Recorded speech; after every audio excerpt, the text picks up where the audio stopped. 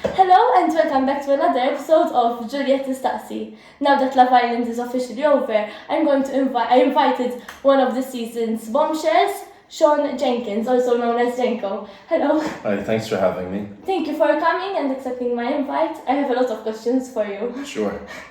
So what made you get interested in going on Love Island? Love Island. Well, I suppose I was just looking for a new exhilarating challenge, and I've been single now for about 4 years.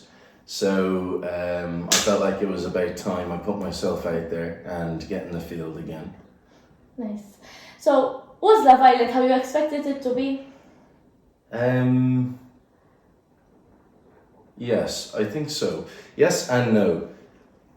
I think the setup was more or less what I expected it to be, but I obviously didn't have any luck with the ladies. I didn't find any connection and I didn't really couple up with anyone, but at the same time I did develop a really strong bond with the guys, and I think that's something that I wasn't expecting for the most part. Yes, you did. You became very good friends with Clinton. Yes, Clinton, he's a really awesome guy. I was really happy for him when he won, actually. Yes, me too. I was rooting for him. Yes, me too. Yeah. What would be your daily routine in the villa usually? Daily routine is we struggle to wake up because we're all super lazy. And actually, besides Edward would get up at 6 a.m, he'd go train, and he'd be the first up. But the rest of us would usually do our best to try and sleep in. We get up, eat, train, lounge around, talk. Then we have a challenge. Then after the challenge, we eat some more, lounge around, talk. And then we have the evening around the fire pit. Oh. And that's pretty much a day in the life of the villa. And would you have challenges every day? Not every day, but almost every day. Oh. And if we don't have a challenge, we make up our own games. Like we played charades one day, but that was informal. We just did that ourselves. Yes, I used to see you play truth or dare and stuff like that. Yeah. What did you find challenging on Love Island?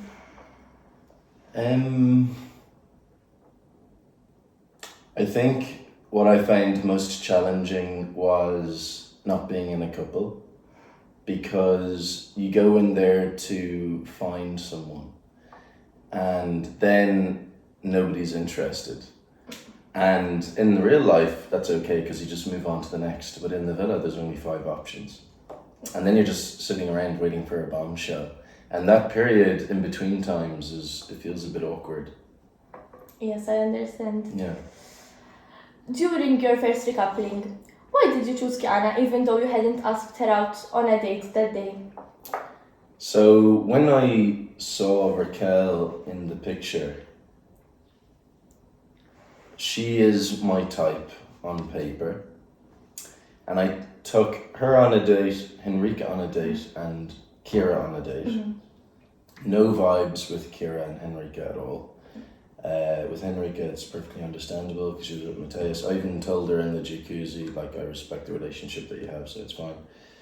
You do your thing. With Raquel, although the conversation went well, I still got a bit of a vibe from her that I wasn't too keen on. It's difficult to put my finger on it, but when I met Kiana then, she just seemed so much more relaxed and like just kind of go with the flow, and she wasn't thinking about what she was going to say before she said it. She just said what was on her mind as it came into her mind, and that's why I chose Kiana. Yes, I get it. Yeah. In another interview, you said something about a conversation you had with Raquel when the cameras were off because of the rain. Can you provide more detail on this? Yeah, sure. So obviously things didn't work out between Raquel and Kian. And we had said, okay, we'll start off as friends and slowly work towards building a connection. And they don't show it in the episode, but she was flirting with me really hard, like asking me to lift her up like Dirty Dancing, asking me to join in for a game of Twister and all this stuff. And that was fine. But then, like I said in the interview, it rained one of the nights, and so they had to cover the cameras. And she went to Matthias and said to Matthias, well, you convince Kian to try and take me back. And this was a few days into me and Raquel hanging out, talking, flirting, and all this kind of thing. So when I went to go confront Raquel, it was purely on the basis that if you want Kian back, you have every right to try, but don't keep me over here as a backup. Yes, that's understandable. That you don't want to be a second choice. Yeah. Were you expecting Raquel to eliminate you? Yes. Yes. Why? Because I knew that she went to talk to Matthias after the rain intentionally because she didn't want it to be on camera. I knew that that's because she was trying to keep me as a backup. And when I copped on to the fact that she was trying to manipulate me, I confronted her, and when I did that, I shut the door on that completely. And I knew that Clinton was next then. I even went to Clinton right after and I said, you're next, man. She's going to come for you next. And then I think the next scene, she's like, Clinton, will you give me a massage? Yes, yes, that was really... So I knew she was going to choose Clinton, for sure. Yes. Do you think anyone was playing the game? I think everybody plays the game. Everybody. I think everybody plays the game because it is a game.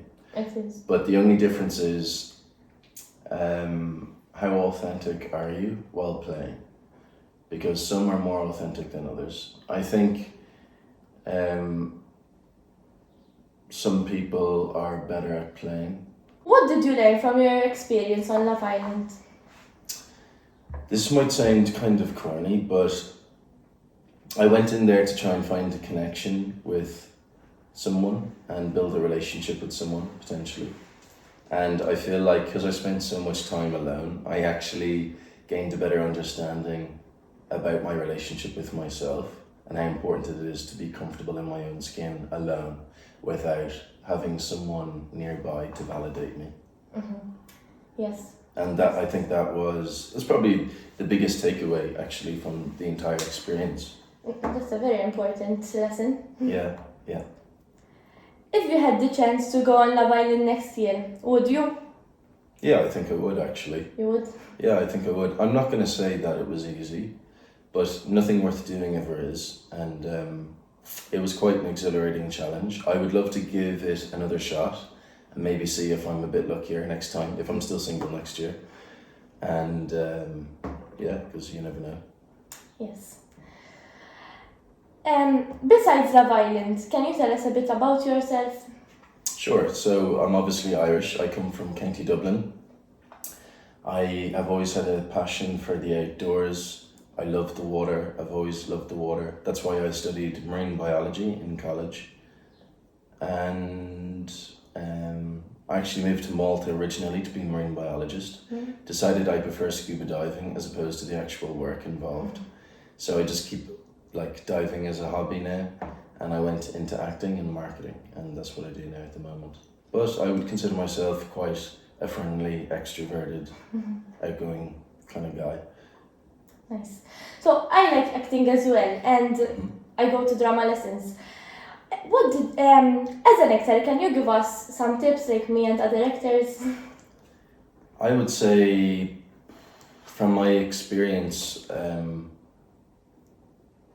a good actor doesn't really act, if that makes sense. Like when you are involved in the moment, you make it real.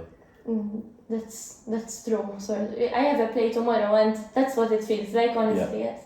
You make it real in your head, so that it doesn't come out like it's acting.